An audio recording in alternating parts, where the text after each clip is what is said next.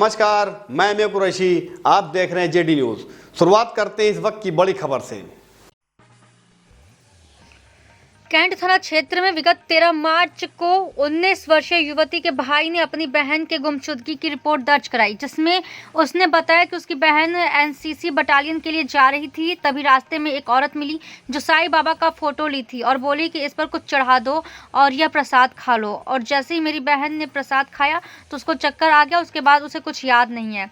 हम लोगों ने उसको फ़ोन किया तो उसका मोबाइल स्विच ऑफ बता रहा था। सूचना मिलते ही तत्काल मुकदमा दर्ज किया गया। गुमशुदगी लड़की की जांच पड़ताल में लग गई।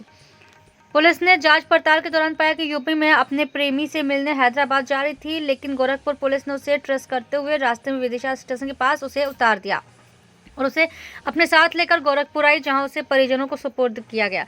वहीं पुलिस को झूठी सूचना देने के लिए पुलिस अब लड़की के ऊपर कार्रवाई करने का मन बना रही है।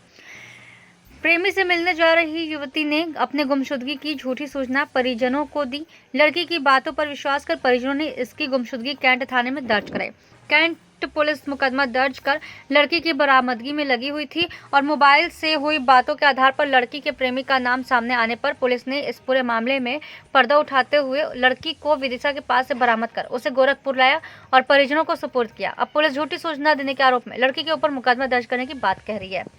यह गुमशुदगी की घटना काफ़ी सनसनी रही, क्योंकि लड़की ने कहा कि मैं जब एनसीसी बटालियन के लिए जा रही थी तभी रास्ते में एक महिला मिली जिसके हाथ में साईं बाबा की तस्वीर थी। उसने कहा कि इससे कुछ चढ़ाकर प्रसाद खा लो। जैसे ही मैंने प्रसाद खाया तो मैं बेहोश हो गया। उसके बाद मुझे कुछ याद नहीं है। इस सनसनीखेज घटना को पुलिस ने सफलतापूर्वक सुलझाया और झूठी सूचना देने के आरोप में लड़की के ऊपर कार्रवाई करने में लग गई। दिनांक 13 मार्च 21 को नेहा पांडे ने थाना कैंट पे सूचना दी थी कि उसकी बहन खुशी पांडे घर से एनसीसी ऑफिस के लिए निकली थी और गायब हो गई। अभी तक उसका कोई पता नहीं चला। दिन के 2:45 बजे उसका फ़ोन आया था मेरे मोबाइल पे, जिसमें उसने बताया कि मैं एक टेम्पो में बैठी थी, एक औरत ने साईं बाबा का फ़ोटो दिखा के उसे कुछ खिला दिया जिससे बेहोश हो गई। इस समय उसके हाथ पैर बंधे हैं, कोई उसको ले जा रहा है। उसका फ़ोन कट हो गया। इतनी सूचना दी, इसी पे तत्काल थाना कैंट पे उनकी गुमशुदगी दर्ज की गई और तत्कालीन टीमें रवाना की गई। जांच के दौरान पता चला कि ये पुरुष है जो मूलतः हैदराबाद का रहने वाला है, उससे इनके संबंध थे। ये पूर्व में सऊदीया में रहता था। पहली बार इनके फेसबुक मैसेंजर से इनकी बातचीत हुई थी। उसी बाद लगातार इनकी बातें होने लगी। एक बार जनवरी माह में लखनऊ में इन लोगों की मुलाकात भी हुई थी।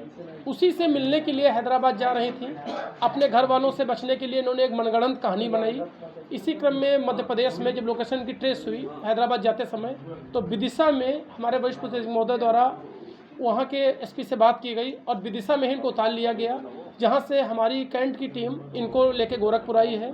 इन्होंने पूरी झूठ और मनगढ़ंत कहानी करके एक गोरखपुर पुलिस की छवि को भी धूमिल करने का प्रयास किया, जिसमें एक विधिक अभिमत लिया जा रहा है। यदि इनके खिलाफ कोई आरोप बनेगा तो निश्चित रूप से इनके खिलाफ भी विधिक कार्रवाई सुनिश्चित की जाएगी।